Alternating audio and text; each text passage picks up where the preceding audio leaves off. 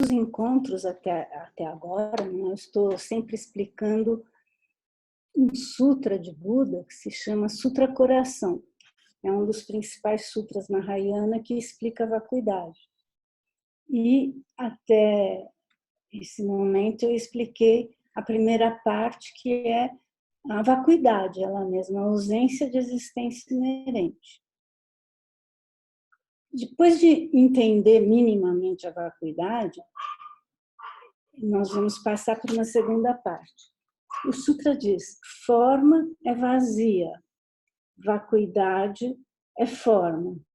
A vacuidade não é outra senão a forma. A forma também não é outra senão a vacuidade. Na verdade, são esses pontos que eu estou explicando. Então, eu expliquei: forma é vazia, ou seja, todos os fenômenos não têm uma existência inerente, são vazios de existência inerente. Agora eu vou começar a explicar por que vacuidade é forma. Para explicar por que a vacuidade é forma, nós temos que começar a entender qual é a natureza última e a natureza convencional dos fenômenos. E para entender a natureza última e a natureza convencional dos fenômenos, vou começar explicando o que é uma verdade última e o que é uma verdade convencional. No começo sempre parece um monte de palavras bem difíceis, né? Mas aos pouquinhos nós vamos entender, nós já entendemos até um certo ponto que forma é vazia. Vazia do quê? De existência inerente. Essa é a natureza última da forma. Agora nós vamos começar a entender qual é a natureza convencional sutil da forma. Quer dizer, vacuidade é forma.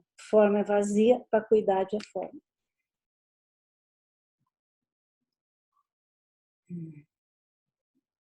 Todo fenômeno é uma verdade última ou uma verdade convencional. Mas nenhum fenômeno pode ser as duas coisas ao mesmo tempo.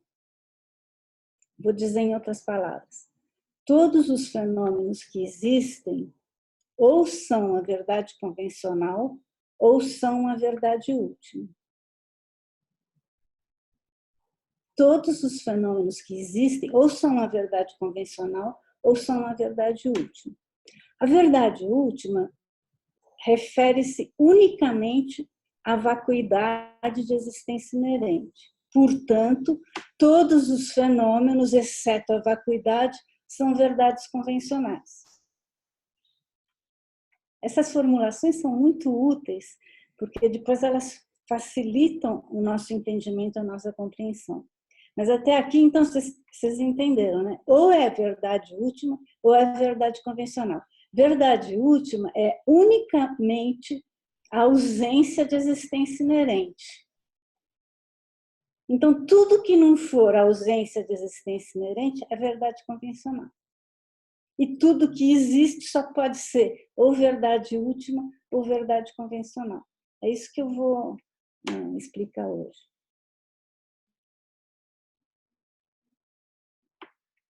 Primeiro, só queria fazer um parênteses. Última refere-se assim, além disso não é mais nada. Não é eu estou falando a verdade, você não está. Não é esse tipo de coisa. Não mais nada. Se é ausência, se é o vazio, a ausência de existência inerente, não é nada. Por isso que é última, entendeu? Verdade última e vacuidade de existência inerente são sinônimos. Algo que seja uma verdade última vai ser necessariamente uma vacuidade de existência inerente. Verdade última e vacuidade de existência inerente, sinônimos. Por exemplo, a vacuidade do nosso corpo é a ausência inerente do nosso corpo. A vacuidade do livro é a ausência inerente do livro. A vacuidade da mesa, a ausência de existência inerente da mesa. Todas elas são verdades últimas. Todas as verdades últimas são iguais. porque elas são a vacuidade de existência inerente de cada fenômeno. Vocês estão acompanhando, né? Porque tudo isso nós já vimos aqui outras vezes. Então, todas as verdades últimas são iguais, porque elas são a mera ausência de existência inerente do fenômeno. Contudo, elas diferem, elas são diferentes quanto à base do objeto que é vazio. Por exemplo, a vacuidade da mesa, a vacuidade do meu corpo são iguais, mas o meu corpo e a mesa são diferentes. Então, a base da vacuidade, para eu dizer, meu corpo é vazio de existência inerente, eu estou usando o corpo como base, eu estou falando da vacuidade do meu corpo. O livro é vazio de existência inerente, eu estou falando da vacuidade do livro. Então, o livro e meu corpo, nesse caso, são a base. E as bases, então, da vacuidade são extremamente variadas, tantos quanto os objetos de conhecimento. Então, as verdades convencionais são extremamente variadas. Elas incluem todos os objetos de conhecimento que não sejam a vacuidade. Todos eles são verdades convencionais. Então, vamos lá. Elas são chamadas de verdades convencionais, mas não são verdades autênticas. Porque, como nós estamos falando de verdade convencional, o modo de existência aparente não está de acordo com o modo de existência efetivo. Aparece de um modo, mas não existe daquele modo. Então, não é uma verdade mesmo, verdade verdadeira, porque elas aparecem como se fossem inerentemente existentes, mas, na verdade, elas são vazias de existência inerente. É uma aparência enganosa, é uma aparência ilusória, é uma aparência que nos engana. Então, as verdades convencionais, na realidade, são falsas. Elas não são autênticas verdades. Elas são verdades para quem não realizou a vacuidade. E, de novo, quem não realizou a vacuidade, quem não entende o que é a vacuidade, é chamado de ser comum, uma pessoa normal. Esse termo é muito interessante. Uma pessoa normal, uma pessoa que não realizou a vacuidade. Isso quer dizer que, por exemplo, uma pessoa normal fala livro, cadeira, ela fala eu. Uma pessoa normal fala coisas assim, normais, certo? Isso é uma pessoa normal. E uma pessoa que realizou a vacuidade, ela continua sendo normal. Então, se alguém fala assim, pega o livro, ela pega o livro, ela não pega a cadeira. Você fala, pega o livro, ela não pega a cadeira. Ela é normal, tá? Então, vejam bem, a verdade convencional é verdadeira para quem não realizou a vacuidade, para quem é normal, comum, uma pessoa comum. E elas são chamadas de verdades convencionais, que, embora seu modo de existência seja falso, porque ela parece inerentemente não existe dessa maneira, as outras características dela, da verdade convencional, e as funções não são falsas. Por exemplo, a mesa, que é apreendida por uma mente válida, as pessoas normais têm mentes válidas, a mesa, que é apreendida por uma mente válida, é uma verdade convencional. E nós podemos confiar na mesa como suporte de objetos. Nós podemos pôr objetos em cima da mesa e os objetos ficam em cima da mesa, certo? A mesa cumpre a função de mesa. Embora ela nos apareça como inerentemente existente, mas nos outros aspectos, as características convencionais delas são funcionam. Os objetos que são falsos para as pessoas comuns, eles não são verdades convencionais. Esse ponto é muito importante. Por exemplo, se eu tenho uma alucinação e vejo uma mesa aqui nesse espaço vazio, aqui falo mesa, isso não é uma verdade convencional. E não vai funcionar como mesa. Porque se eu puser, por mais que eu esteja vendo uma mesa, porque eu estou alucinada, se eu puser os objetos vão cair, ela não cumpre as funções de mesa. Então, uma mesa alucinada é um objeto inexistente e não cumpre as funções que ele aparenta ter. Muito importante distinguir isso, o objeto inexistente do objeto que existe, mas apenas como uma verdade convencional. Às vezes, a verdade convencional, tem um termo em tibetano que se usa e significa verdade para um obscuro. Mas, nesse caso, obscuro não é uma pessoa. Obscuro está se referindo a um tipo de mente que se agarra aos fenômenos, concebe os fenômenos como se eles fossem inerentemente existentes. Ela acredita na aparência falsa de existência inerente dos fenômenos. Essa mente é um termo meio ruim, mas não tem outro. Ela é chamada de mente de autoagarramento. É um tipo de ignorância que é o autoagarramento. Se agarra à existência inerente como se fosse verdadeira. E aqui eu queria explicar uma coisa que é um pouco delicada, prestem atenção. O objeto que é retido pela mente de autoagarramento é um objeto inerentemente existente. Mesa, por exemplo.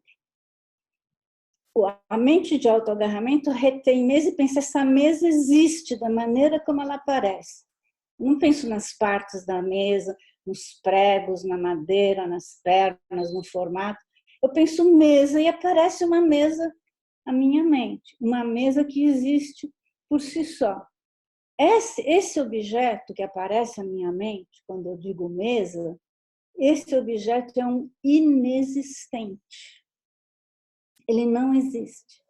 Ele aparece apenas para a minha mente conceitual de ignorância que concebe a mesa como se ela existisse por si só. Esse ponto é um pouquinho delicado. Essa mente que concebe uma mesa inerentemente existente, essa mesa que ela concebe é um inexistente, ela não existe, é como uma mesa alucinada. Isso não é uma verdade convencional. Isso é uma espécie de alucinação da mente de autoagarramento que concebe a mesa, eu vou explicar, pode deixar, concebe a mesa como inerentemente existente. As verdades convencionais, elas são sempre estabelecidas por mente válidas. As alucinadas não existem. Se é uma verdade convencional, eu posso meditar na vacuidade da mesa. Mas se é uma mesa alucinada, eu não vou meditar na vacuidade da mesa alucinada, porque isso é um inexistente. Então, a base da vacuidade é sempre estabelecida por uma mente válida, que estabelece a verdade convencional. Então, é fundamental, para aprofundar o conhecimento, distinguir uma verdade convencional de algo inexistente.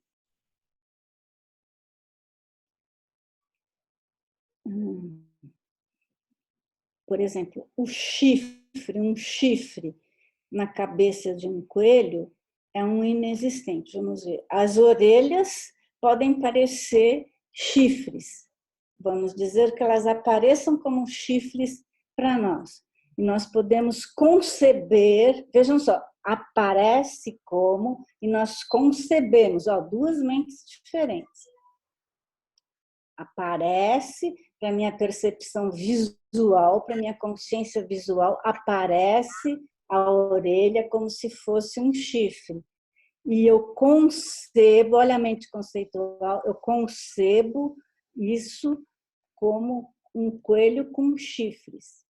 Mas nós sabemos que isso é uma aparência equivocada, é uma concepção falsa. Uma mente válida não sustenta a existência de chifres na cabeça de um coelho.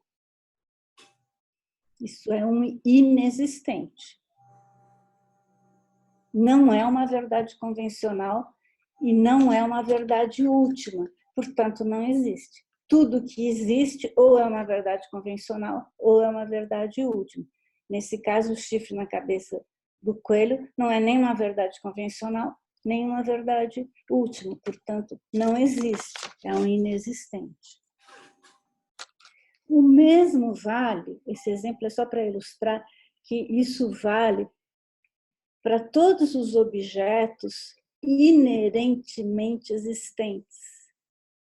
Não há nada que seja inerentemente existente. Não há nada que não dependa de partes, que não dependa de outras coisas para existir.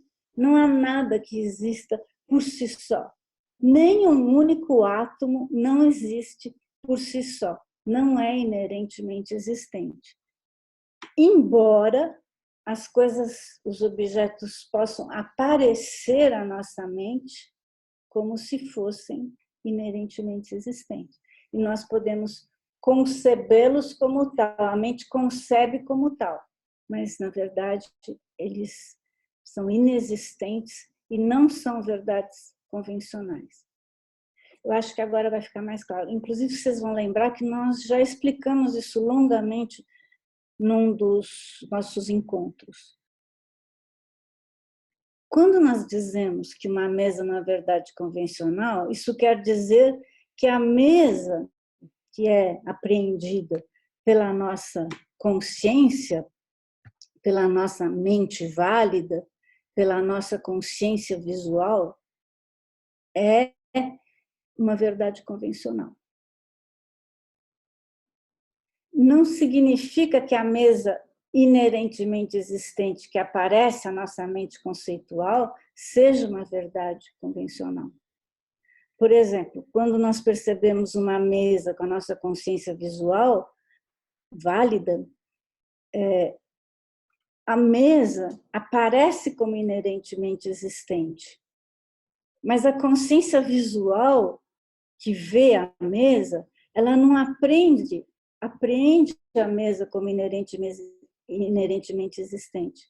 Porque as consciências visuais, auditivas, essas consciências primárias, elas não concebem objetos. Então, logo depois de ver a mesa, é possível que uma outra mente surja e diga mesa. Quando ela diz mesa, essa mente já está misturada com a mente de autoagarramento, que concebe a mesa como inerentemente existente. Então, a consciência visual, ela só apreende mesa, mera mesa. E essa mesa, que é corretamente apreendida pela consciência visual, é um racional e não existe inerentemente. Logo depois dessa consciência visual válida que aprende a mera mesa, simplesmente mesa, provavelmente a gente desenvolve uma consciência mental conceitual que aprende a mesa como inerentemente existente. Essa mesa inerentemente existente é uma mente conceitual de autoagarramento que aprende uma coisa que não existe. Tanto é que na meditação da vacuidade nós partimos dessa mente conceitual que se agarra à existência inerente como se existisse, falamos, bom, se ela existe, então ela tem que existir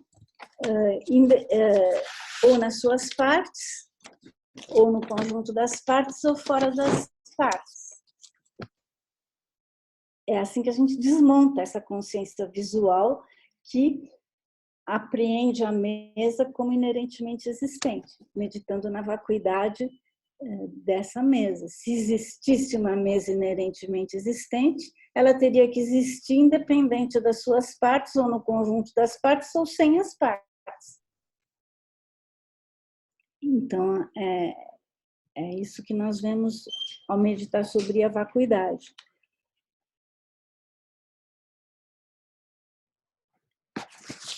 Está difícil, mas não é difícil, não é difícil. Nós só estamos explicando que a diferença entre a mesa que aparece na nossa consciência visual, que é uma verdade convencional, porque ela cumpre as funções de mesa, essa mesa existe. A consciência visual apreende mesa, põe objetos em cima da mesa, a mesa funciona. Essa é uma verdade convencional. Só que, percebam, há um intervalo entre a consciência visual que apreende a mesa e a mente que diz, isto é uma mesa. Há uma pequena distância. Quando você diz, isto é uma mesa, provavelmente já está essa concepção de mesa já está misturada com um tipo de ignorância que acha que a mesa existe por si só, independentemente das suas partes. Essa mesa que parece existir independentemente das suas partes, não existe. Ela é um inexistente, embora ela pareça existir dessa maneira, mas na verdade ela não existe dessa maneira.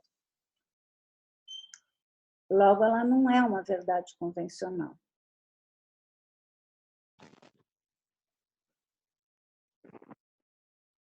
A mente que se agarra a uma mesa que existe por si só é uma mente conceitual, que é um tipo de ignorância que se agarra a um objeto que não existe.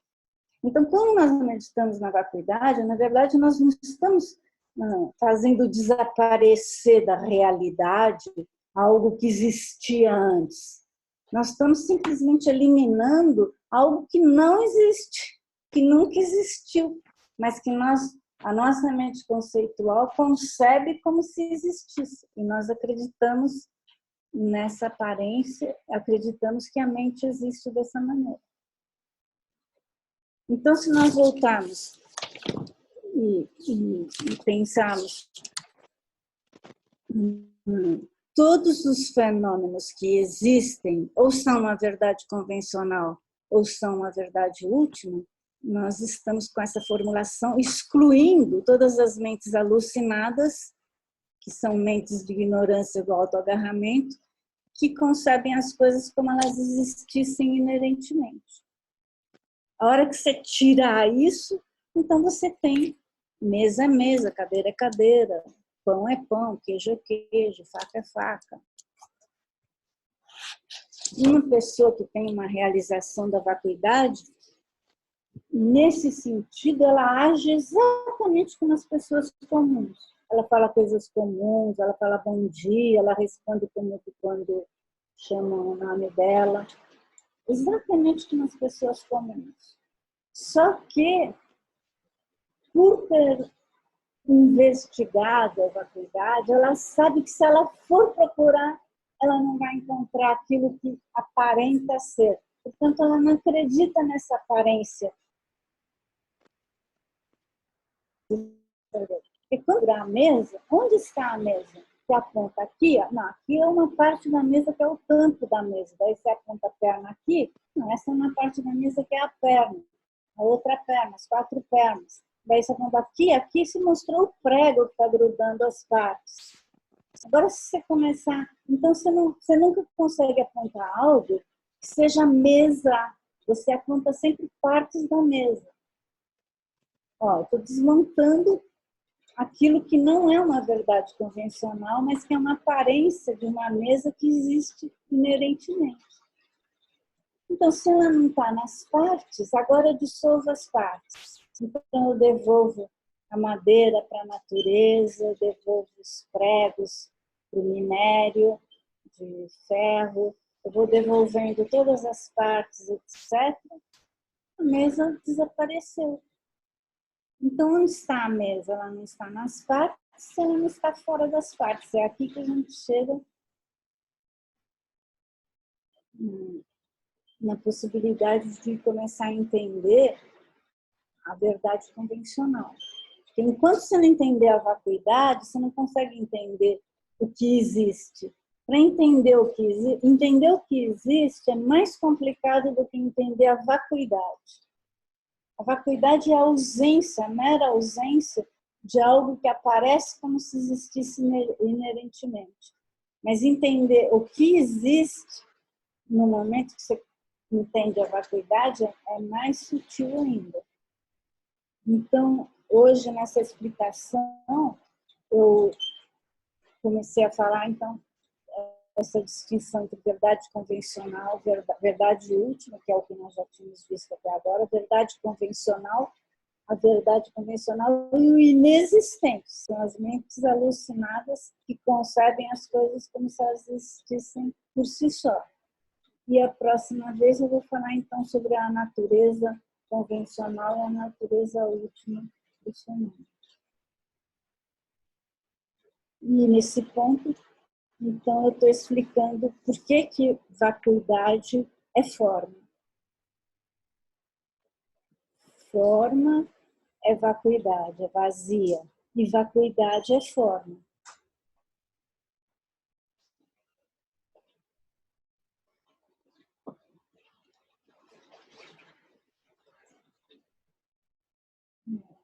Querem perguntar alguma coisa?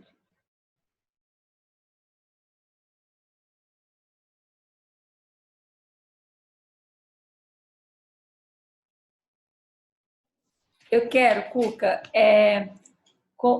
como é que você classificaria isso numa situação assim? Digamos que exista um músico, então ele tem um ouvido muito bem treinado para escutar música, e ele está escutando uma orquestra, e ele vai escutar, por causa do seu ouvido treinado, instrumentos e sonorizações que outro ouvido não treinado não vai escutar. Então, não é uma mente convencional, é uma mente treinada para escutar algo que o comum não escuta, né? Tem uma classificação para isso, igual alguém que pega e fala assim, eu estou escutando isso, que apesar de estar ali, mas ninguém mais está escutando. Alguém pode falar, eu estou vendo isso, mas ninguém mais está vendo. Eu vejo, não estou nem falando misticamente assim, alguém falando que está vendo um espírito e ninguém mais está vendo. Estou falando uma capacidade mesmo de percepção que varia muito entre todos nós, né? Isso é contemplado nesse pensamento? Peraí, abre o microfone.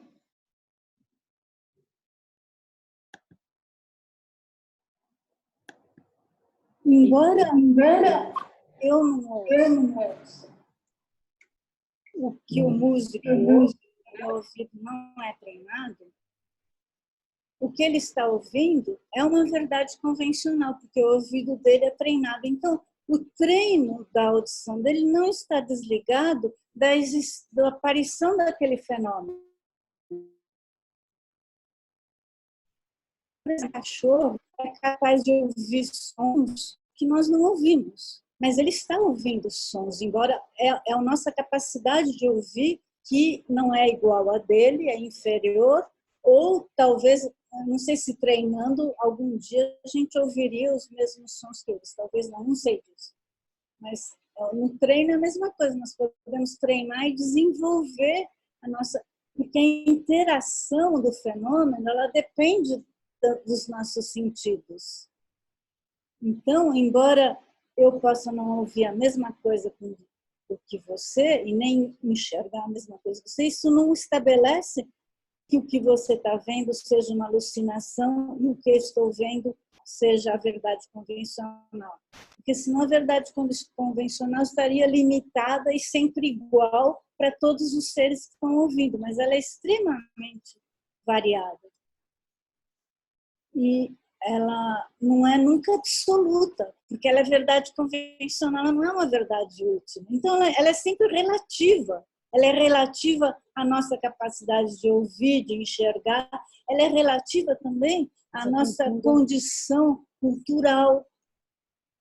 Ela é relativa à nossa condição de ser humano ou de ser animal. Por exemplo, a mesa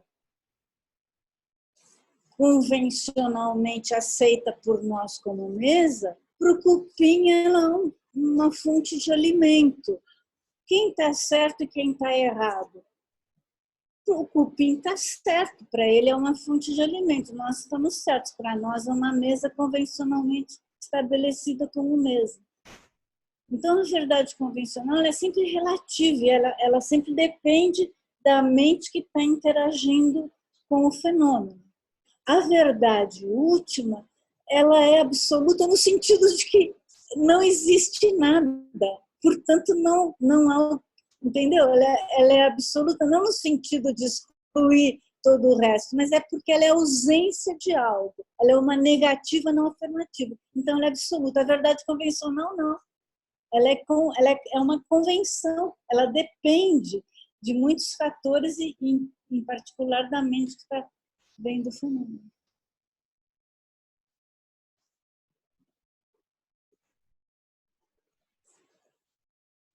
Buda gosta muito do som para explicar a vacuidade.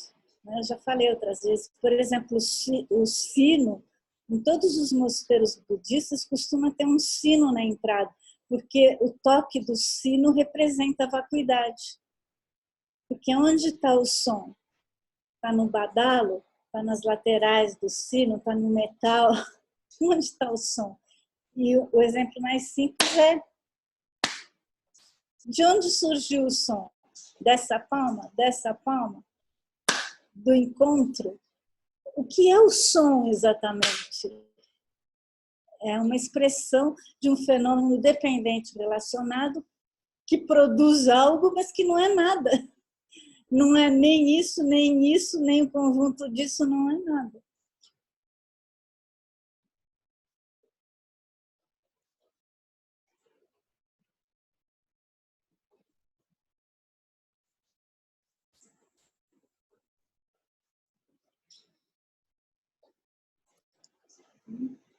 Mais alguma dúvida, algum ponto?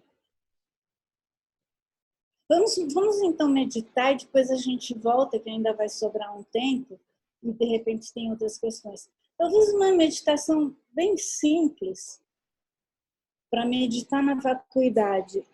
Forma é vazia, e ao mesmo tempo começar a entender que a vacuidade é forma, seja meditar na miragem. O nosso corpo é como uma miragem. Quando nós nos aproximamos para investigar, ele desaparece. Quando nós não investigamos, ele aparece. Quando nós nos aproximamos, desaparece. Quando nós não investigamos, aparece. Aparece por quê? Porque é uma verdade convencional. É válido, é uma mente válida que diz meu corpo. Mas se eu investigar, onde está o meu corpo? Está aqui, está aqui, está aqui. Tira tudo que não é corpo. Não corpo, não corpo, não corpo desaparece. Porque não há mais base para ele aparecer.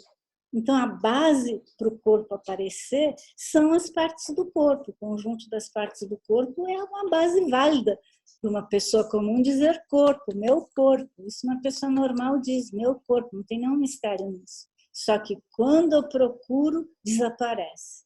Acho que esse jogo, agora que a gente entende que tudo que existe ou é uma verdade útil ou uma verdade convencional, é um jogo interessante. A verdade convencional, quando você procura, ela é como uma miragem, desaparece. Quando você não procura, ela aparece e ela é uma base válida para a gente conversar normalmente, para a gente viver normalmente. Mas se você procurar, ela desaparece. Desaparece qualquer verdade convencional. A hora que você investiga, procura, ela desaparece. Isso mostra o quê? Mostra que quando ela aparece como se ela tivesse uma existência inerente. E como ela não tem, a hora que você procura, ela desaparece.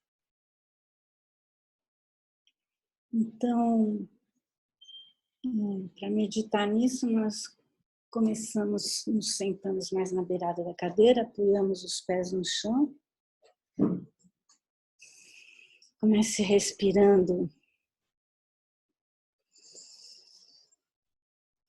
mais forte algumas vezes, sinta o ar entrando e saindo pelas suas narinas. Depois vá acalmando a respiração.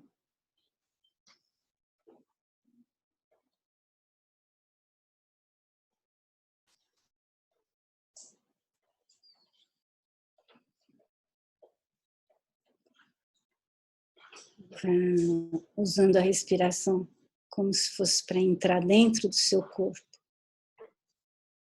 Aqui no meio do peito, na altura do coração, fique ali.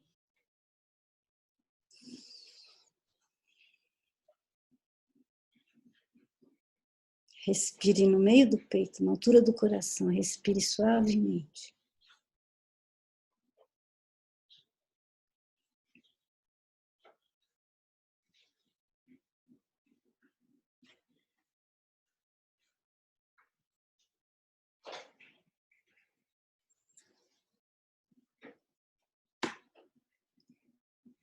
Pense, meu corpo. Para facilitar, você pode pensar numa característica do seu corpo. Meu corpo é forte, meu corpo é bonito. Ou meu corpo está aqui sentado para meditar, meu corpo.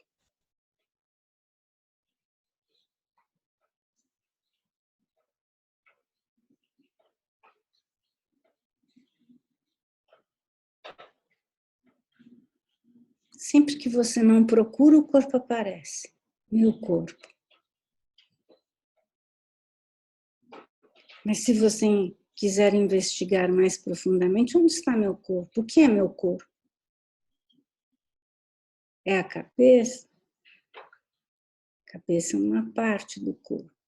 O corpo é o tronco é uma parte do corpo. As pernas são uma parte do corpo. Os braços. Nunca você encontra o corpo fora das suas partes.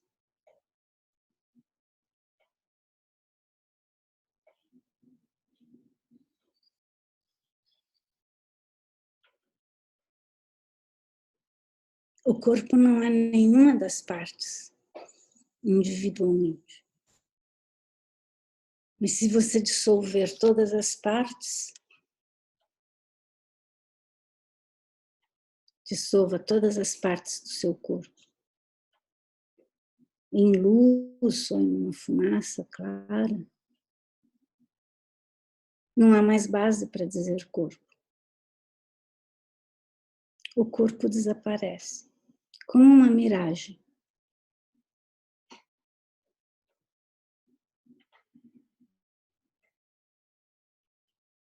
O corpo é como uma miragem. Se eu não procuro, ele aparece. Se eu procuro, ele desaparece.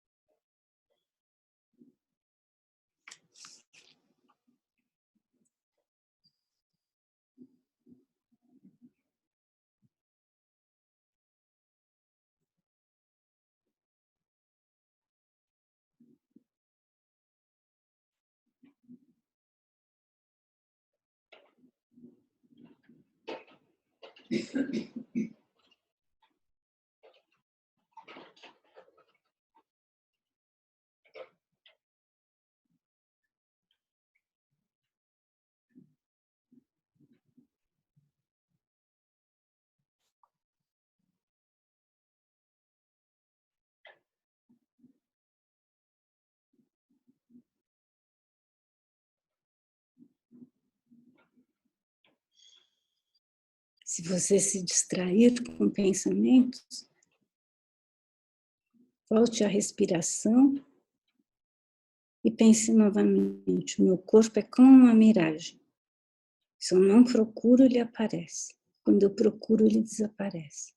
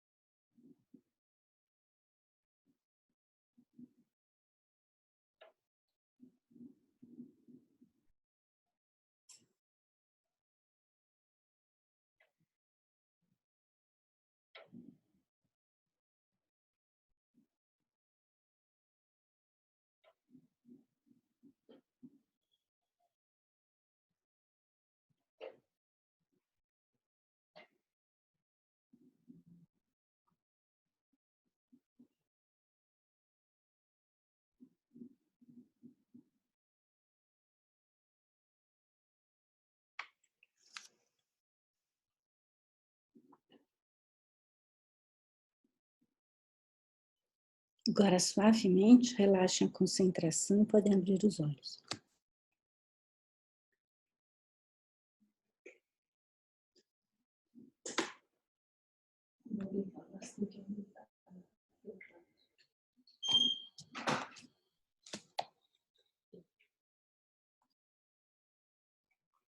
Você não tem aqui em cima.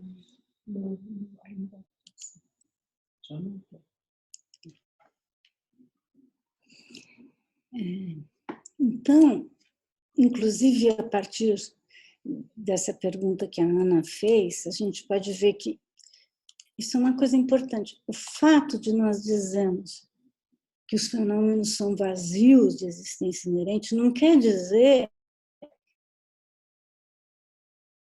que vale tudo. Porque eles têm que ter uma base que seja convencionalmente válida. Então, não dá para meditar na vacuidade de algo que não tem uma... A própria vacuidade é um fenômeno dependente relacionado que depende, por exemplo, da sua base. Você não fala a vacuidade em geral, é a vacuidade da mesa, da cadeira, o que vai mostrando que a natureza última do fenômeno, que é o que nós vamos ver mais em detalhes na próxima vez, é a própria vacuidade. É da vacuidade que surge a verdade convencional. Então, às vezes, isso é um ponto bem delicado, assim. Eu morei num centro budista e aconteceu de uma das pessoas que morava lá entrar em surto psicótico. Ela achou que era Buda, ela começou a ver coisas no meio da noite, assim, foi uma situação bem tensa. E eu fiquei muito surpresa, porque várias pessoas que moravam lá, elas acreditavam, elas não conseguiam distinguir um surto psicótico de uma aparência possível. Isso é muito delicado, isso, muito delicado, e pode levar a situações de muita confusão. muita confusão, onde você vai prejudicar a pessoa que está doente, achando que ela está tendo uma visão espiritual. Validando. Compreendem? Então, as pessoas que têm visões que entendem a vacuidade, e que são capazes de ultrapassar completamente as aparências comuns, são capazes de fazer milagres, isso tudo existe, mas se você confundir, isso pode ser muito prejudicial e você pode deixar de prestar socorro a uma pessoa que está tendo um delírio, como foi nesse caso que eu estou relatando. Então, mas é delicado, porque você não sabe se a pessoa realmente está vendo alguma coisa porque ela tem um olhar mais apurado, uma audição mais apurada, como no caso de um músico ou do próprio cachorro que ouve isso, você não tem muita certeza. Então, você está meio assim, num limite, você está muito centrado para poder distinguir as duas coisas. Mas vejam, é fundamental para a compreensão da vacuidade fazer essa distinção entre o que existe convencionalmente e o que é um inexistente, um chifre, um coelho com chifre, ou algo inerentemente existente. Isso não existe, embora possa aparentar existir. Pode ser que as orelhas dos chifres do coelho nos confundam e nós pensamos que é um chifre, aparece como um chifre, mas nós não concebemos um coelho com chifre, porque nós sabemos que não existe um coelho com chifre. Então, essa distinção entre o inexistente e a verdade convencional é importante. E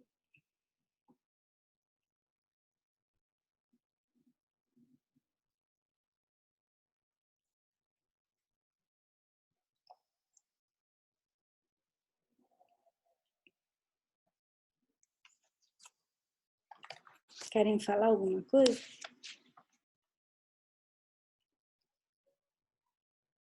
Eu vou repetir, então. Vou repetir a forma. O sutra. O sutra é mais comprido.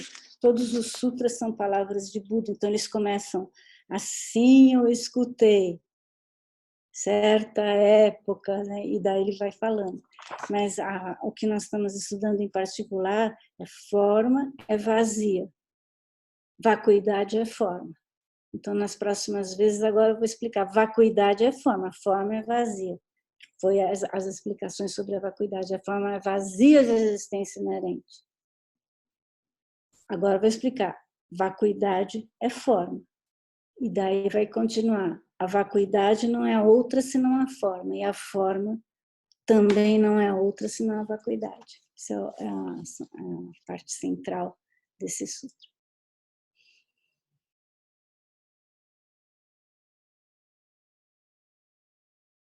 Ouvindo pela primeira vez, escutando pela primeira vez, você vai pensar que a gente é meio...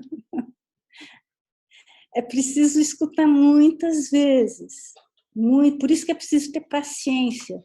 Para começar a ter uma compreensão da vacuidade, é preciso ter paciência, porque é preciso escutar muitas vezes. E a repetição a repetição é uma coisa maravilhosa. Não tem coisa melhor do que ouvir muitas e muitas vezes a mesma coisa. Porque daí é assim que você vai aprofundando, você vai entrando, vai ficando aqui dentro, sabe? É o contrário do que a gente faz em geral no nosso mundo moderno. A gente quer novidade, né? Isso eu já ouvi, eu já sei. A gente quer mudar.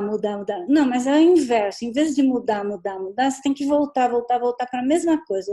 Como criança faz. Criança assiste, minha neta assistiu um filme umas 20 vezes, que era A Viagem de Chihiro. Ela sabia de cor o filme inteiro. Isso é assim que a gente introspecta, sei lá, a gente entra, passa a ter uma experiência daquilo. Luca, posso fazer assim uma pergunta um bocado despropositada, mas é possível fazer a vacuidade do espaço? do espaço? Eu acho que sim. Inclusive, o espaço não composto é o exemplo mais próximo da vacuidade, sem ser a vacuidade, que continua sendo o espaço. O espaço é uma verdade convencional. Que daí é só você usar a fórmula. Tudo que ou é uma verdade convencional, uma verdade última, vacuidade. Se não é vacuidade, é uma verdade convencional. Mas o espaço é o exemplo mais próximo, porque o espaço, você pode dizer, o espaço é a ausência de contato obstrutivo, né? Nessa sala, por exemplo, é um espaço, mas é um espaço delimitado, então é um espaço composto, tem as paredes e daí tem o espaço entre os móveis. O céu também é um espaço que ora está escuro, ora está claro, está azul, está com nuvens, é composto. Mas a definição mesmo do espaço é a ausência, olha só a formulação, a ausência de contato obstrutivo, muito próxima da vacuidade, a ausência de existência inerente, a ausência de contato obstrutivo, isso é a definição do espaço. Quando você fala ausência de contato obstrutivo, você negou sem pôr nada no lugar, muito próximo da vacuidade, né? Então, esse exemplo do espaço é até usado para a gente se aproximar da vacuidade. Okay. E você vê, quando a gente medita na vacuidade, você tem essa sensação de cair num vazio. E daí, mesmo que não seja ainda exatamente a vacuidade, você pode dizer, isso é a vacuidade, estou meditando na vacuidade. Você imputa a vacuidade, faz de conta, imputa a vacuidade nesse espaço vazio que você caiu e medita nele. Então, o espaço não é a vacuidade, mas é muito próximo, muito.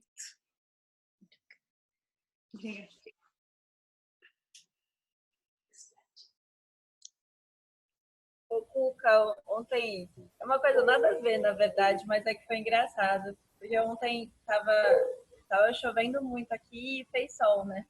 E eu comecei a tirar todas as coisas para pegar sol.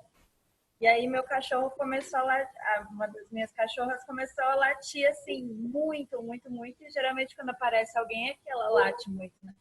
E eu fiquei procurando para quem que ela estava latindo. E eu procurava, não tinha ninguém. E ela latindo assim, muito, muito, muito pro nada. E eu ficava, Loló, mas quem está falando? Isso é uma miragem, você não tá vendo nada. E, e aí era o cabide. Tipo, era o cabide que eu botei pra fora, que o cabide tem chapéu, tem casaco. E ela tava assim, tipo, latindo muito. E aí quando eu percebi que era o cabide, eu peguei o cabide e fui e mexi, aí ela ficou desesperada, assim, ela saiu correndo e ela latia e ela ficava muito desesperada, assim. Mas foi assim, para eu achar a pessoa que ela tava latindo, foi muito difícil. Maravilhoso. Aí eu fiquei imaginando se os bichos, como é que era a mente imputou. Exatamente, como é que é a mente do bicho, porque ela viu um cabide que tem braços, pernas, né? Chapéu e casaco. E imputou pessoa. Imputou pessoa. Tipo, Por exemplo, a Guida está falando aqui, um espantalho, uma roça, também confunde os pássaros que pensam que é uma pessoa. Mas veja, vamos mais além. Nós fazemos exatamente ao ver uma pessoa e dizer inimigo. Inimigo, nós estamos imputando o inimigo numa coisa que não existe. Daí você vai desmontar, tira o chapéu, tira tipo um cabide. Não é um inimigo, não existe inimigo por si só, entendeu? Então, muito interessante, nós fazemos exatamente o erro que ela faz. Será que os animais também têm uma mente parecida com a gente, com a nossa? Ou não? Nesse sentido de percepção, porque deu muita curiosidade para saber o que você não tem como saber o que eles enxergam. Eles enxergam, porque às vezes é cheiro, eles sentem o cheiro, tem os sentidos, lógico. Por exemplo, então, todo ser vivo tem as consciências básicas. mesmo que sejam muito incipientes ou sejam muito diferentes das nossas. Todos os seres vivos têm, mas não são iguais às nossas. Por exemplo, os cachorros não enxergam cores como nós, não é? Então, você vê, olha como o mundo muda a partir da própria formação dos sentidos. E qual o mundo que está certo? Do cachorro sem cor ou o nosso colorido? Nós dizemos, claro que é o nosso, ele não vê o que nós vemos. Mas quando ele ouve mais, nós não dizemos, ó, ele está ouvindo o correto. Então, porque nós somos completamente autocentrados, nós achamos que ser humano é o determinante, porque nós estamos centrados, é uma mente de autocentramento, que além de se centrar no seu eu, se centra também na sua condição de humano e acha que ela é mais importante do que a condição de outros seres vivos que têm outras percepções. E também tem, e acho que também tem um lance do costumeiro, porque eu fiquei pensando que o mesmo cabide está aqui dentro da minha casa e a minha cachorra nunca latiu para o cabide. E é o mesmo cabide, com o mesmo chapéu e com o mesmo casaco. Mas é o fato dele estar lá fora num lugar que ele nunca estava, né? Certamente. Então, agora, veja bem, um cachorro nunca vai meditar na vacuidade. Então, nesse sentido, a nossa condição de humano tem algo de precioso. Não é o que a gente imagina ser, mas tem algo de precioso. Nós temos essa capacidade de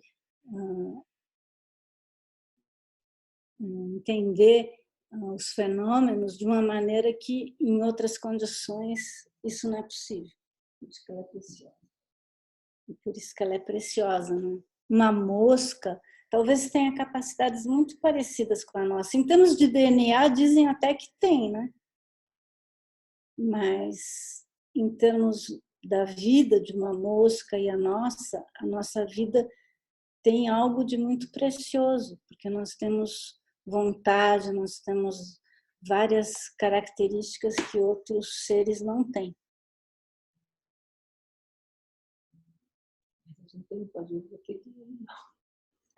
A Guida está dizendo aqui, mas nós podemos viver feito animais. É verdade mesmo. Algumas vidas humanas são como de animal.